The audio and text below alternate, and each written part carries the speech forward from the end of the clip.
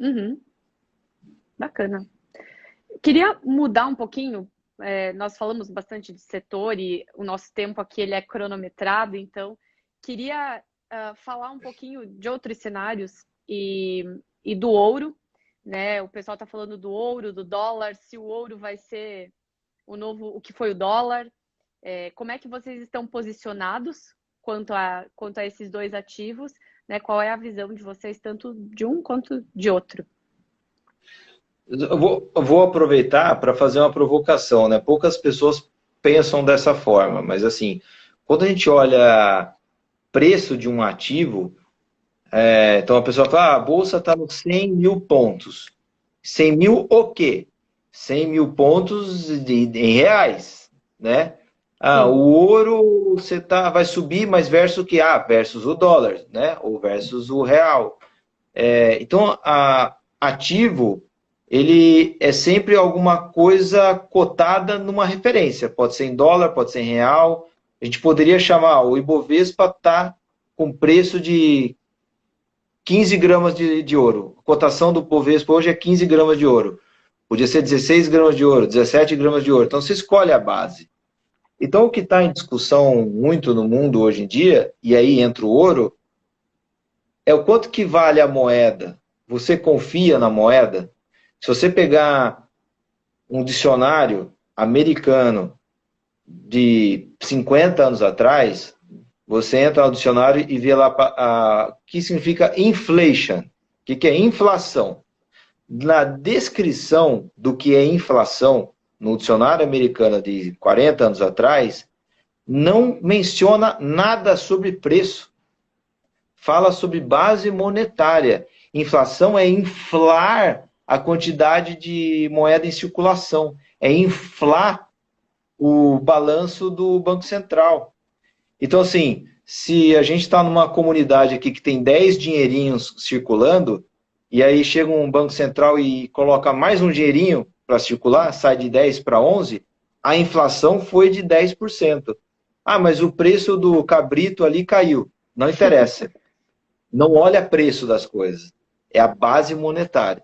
Então, quando você olha no mundo, todo mundo imprimindo mais dinheiro, inclusive o Brasil, né, Uhum. Estados Unidos, Alemanha, Japão, tá? O que está acontecendo? A inflação está explodindo. Mas a inflação clássica, você fala, o IPCA não está subindo, a inflação americana não está subindo. Mas esquece, isso é cesta de produto do mercado, mensalidade, não é isso que interessa. Interessa que estão desvalorizando a moeda versus os ativos. Não versus o saco de arroz, ou bombril que a gente compra no mercado, ou detergente, tanto faz. É versus terra, versus o ouro, versus ações do Itaú, versus as ações da Amazon. Então, o único jeito de você se proteger dessa manipulação, vamos falar assim, dessa diluição, desse inflation, é você ter ativos. Um deles é o ouro. Assim, os investidores mais puristas, mais velho investors, assim, clássicos, eles não gostam muito, porque o ouro não gera renda, né? Então você vai ver o Warren Buffett não gosta, Luiz Sim. Alves não gosta de ouro, o Charlie Munger não gosta, porque eles preferem pegar recurso e colocar em empresa pagadora de dividendo, na Rumo, na Vale, na Magazine, pelo menos elas estão criando alguma coisa, gerando renda e me pagando, e eu vou lá e compro mais. Uhum. Pessoalmente, nós não temos ouro lá também. Para mim, eu acho que é melhor ter ouro do que papel moeda. Mas entre ouro e E um ações de ativo? boas empresas, eu prefiro ter o ativo. Muito bem. Não sei se eu respondi, mas é isso aí. Acho que sim. E o dólar?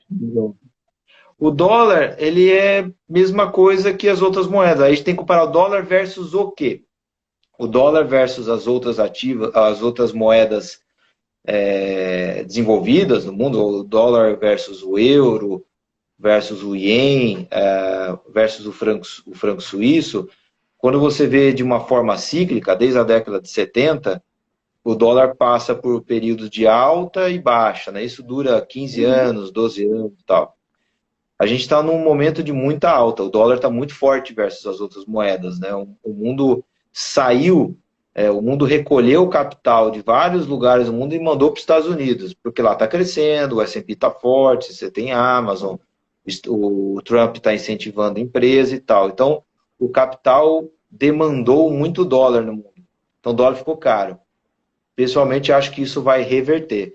A gente vai ver nessa década de 20, né, 2020 até 2030, eu acho que tem grande chance do dólar se desvalorizar versus as outras moedas do que se valorizar. Ele já se valorizou. De 2011 para cá, o dólar acho que praticamente surrou todas as outras moedas. Isso é raro. Quando isso acontece, você tem uma reversão depois. Então eu acho que o dólar é para baixo. Médio prazo, né? Lembrando sempre Médio médio e prazo, longo prazo. para o mês que vem, não me pergunte, não tem ideia. Depende do dólar. Isso aí. Ah, falando um pouquinho, né? A gente já falou aqui da impressão de dinheiro. E aí eu queria Uhum, entrar, nós temos acho que uns 10 minutinhos finais. Eu queria entrar na parte de riscos do segundo semestre. Então, o que que a gente está uhum. enxergando, né? O que que você está enxergando também? Se toda essa impressão de dinheiro ela vai nos causar algum problema, se isso vai vir através de alguma maldade, de alguma cobrança, de algum tributo, né? Se a inflação ela vai acontecer, porque nós estamos esperando. E também outros riscos, né? Riscos políticos no Brasil, a gente começou conversando sobre isso, e as eleições Uhum. americanas. Então, esse pacote aí do segundo semestre, como é que está desenhado para ti? Olha, falando de Brasil, acho que risco de inflação IPCA, inflação de consumo, eu colocaria no último lugar da fila.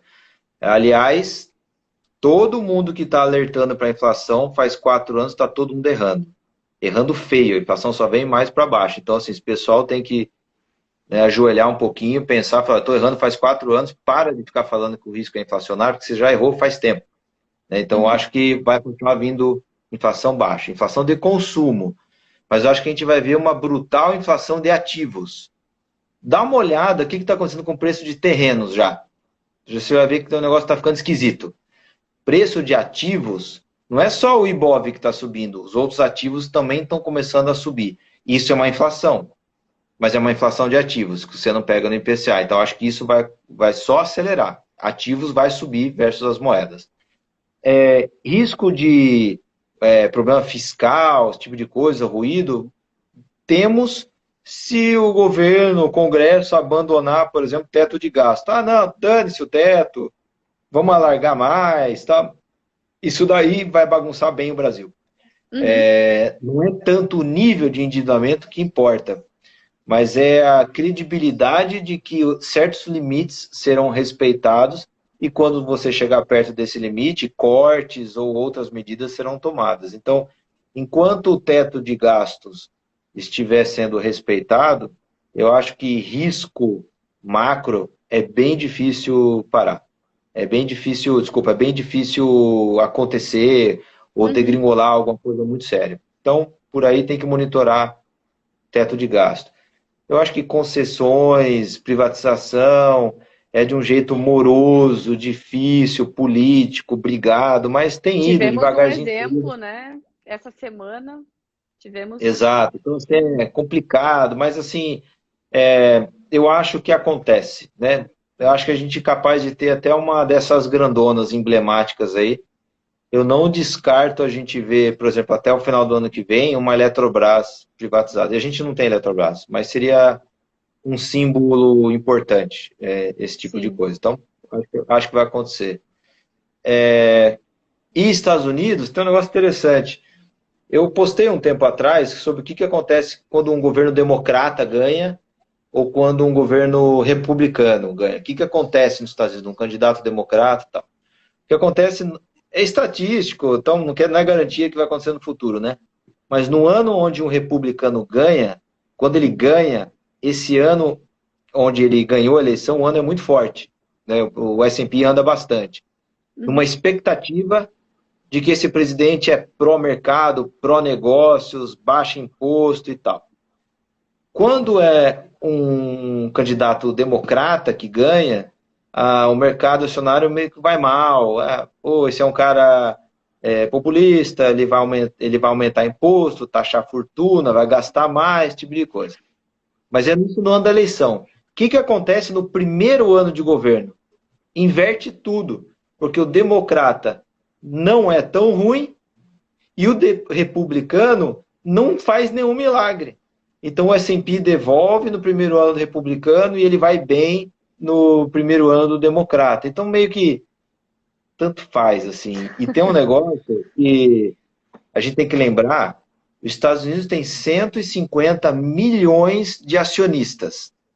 Tem 150 milhões de pessoas que, de uma forma ou de outra, têm aposentadoria ou parte do patrimônio investindo em ações, em empresas. Tem como o Biden lá entrar e começar a tacar fogo no país inteiro, acabar com empresas, negócio não tem como, ele não dura meio minuto. O pessoal derruba ele, tira ele. Então, assim, eu não perco tempo com a eleição americana, é só entretenimento, só para ver a briga deles no debate, mas a gente mudar, sair de rumo e entrar em vale porque ganhou o Trump ou ganhou o Biden, esquece, a gente não vai fazer nada disso. Então, é só entretenimento. É só oscilação que acontece no dia a dia e que... É baita oscilação, não tô desmerecendo o tamanho da oscilação, pode ser oscilação de 8%, 7%, mas o que vai fazer? Passageira. Qual a diferença que vai fazer em uma geração, em 25 anos, que é o que pelo menos a gente olha. Então, aproveita, caiu muito, compra, subiu muito, você vende.